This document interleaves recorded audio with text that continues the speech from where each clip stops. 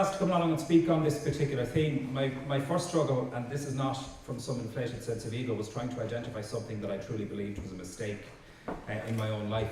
And it took me to a point where I realised that if I considered the things in my life that I might regret at the end of it, they were very often about not doing things rather than doing things. And if I'm honest, my greatest regret, and it's a simple but an important one for me, was in the fact that it took me until I was 31 years of age to tell my father that I loved him. It was only when I was 31 that I finally managed to arrive at a point in my life where I was able to break through generations of father-son dysfunction, probably in truth, and all of the baggage that life and circumstance often brings along that causes us not to say the things that we need to say most to the people that we need to say them most to. And I told him. And in telling him, I didn't just have a transformative experience for myself, I could see that it was also transformative for him, because we got to a point of truth that I never imagined that we could get to. And I learnt something enormously important that really has informed everything else that I've done in my life. If I feel something to be absolutely, vitally true to me, I must speak it. Not from a place of ego or demand, but from a place of just honest, true expression. And that's something that's become terribly important to me. And if I think about what it was that stopped me from doing that for 31 years, it was the fear of humiliation. The fear of being told that what I felt, or what I thought, or what I might say, or what it revealed about me was unacceptable. I was terrified of being humiliated. And I think that's somewhat of an Irish condition. The way in which we don't celebrate free expression in that way. The way in which we're frightened of failure for fear of the humiliation of the judgment that might come with it. We're frightened of failing, of trying or taking on what might appear like impossible endeavour, no matter how right what we're trying to do might be, for fear of either failing and being judged or being accused of being too big, being more than we should be. Because we live in a society that demands conformity for fear of a change to the status quo. And if we look around Ireland right now, there can be nothing more important than beginning to challenge that view. There can be nothing more important at the level of the individual, in the way that Claire spoke earlier, about the need to instill in our children, in each other, the ability to be fully, creatively, vitally alive, and to live from a place of truth and all that might bring to us. So I suppose, in truth, I'm not sure I believe in the concept of mistakes. Or at least I don't believe in that an action, an effort, doing something and not succeeding, or doing something and part succeeding, or doing something and finding out that what you were going to do in the first place was completely wrong. I don't see that as a mistake. I see that as a learning, as something new, as some new opportunity.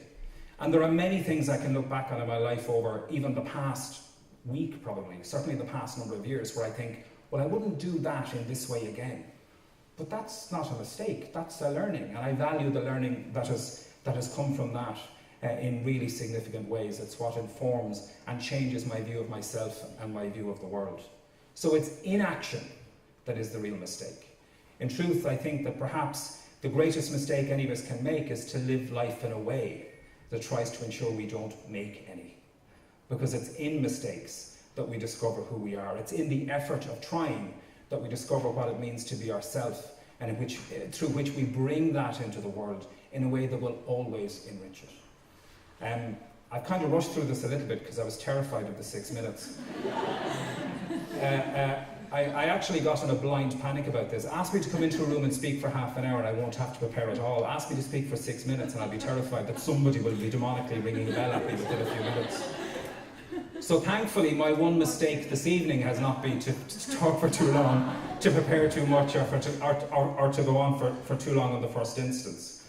But I guess then it's one of the things I was asked earlier on, did I think that these kinds of events were important? And I suppose I want to set a challenge then to everybody here.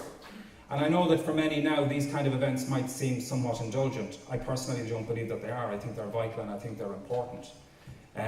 I think that the creation of a new kind of civic discourse in this country, of a meaningful civic discourse in this country, that's informed by us honestly, courageously, truthfully, fearfully if need be, but gradually improving on that and building in our confidence to do it, in bringing ourselves into the conversations about the kind of country we are, the kind of society that we are, and the kind of society that we want to be, is the thing that will transform Ireland.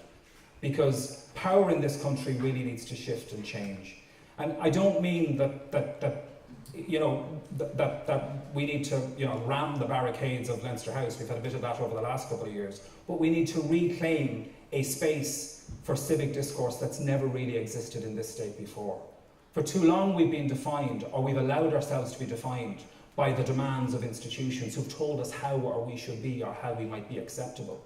And we've seen what's happened to each other when we stepped outside of those narrow confines.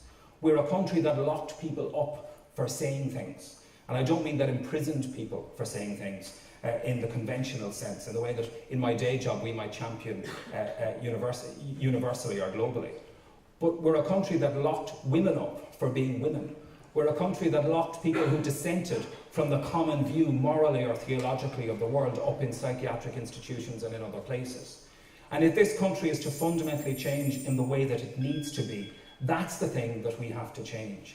And the mistake that I hope none of us will make here tonight is to walk away from this conversation, which I know is going to broaden out, at least I hope it broadens out significantly for me anyway, is not to take this conversation out and take it out into the real world, into the places that we inhabit each day, and perhaps into the places where these conversations are not so normal, are not so conventional, and the place where they're so richly required.